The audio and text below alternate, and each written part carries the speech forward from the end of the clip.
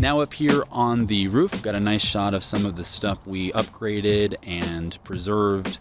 Some of the stuff we did included going through the roof, making sure there was no leaks, redoing some of the self-leveling lap sealant, which is something that you have to use very carefully, but it's a very effective sealant when used right. What this motorhome came with was a nice 100-watt solar system. What we wanted to do though was add a little bit more juice. So we added a 250-watt additional panel up here, making sure to put it in, leaving plenty of room to still walk around safely. So it was kind of a strategic installation. We're pretty happy with how it turned out.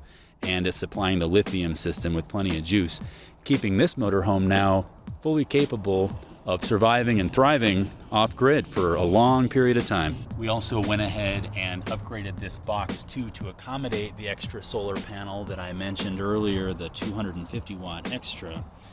It came originally with 2 and we added a 3rd port, so there's still room to grow in this system, but so far there hasn't been a need. But just good to know it's future-proof in case we need to do that.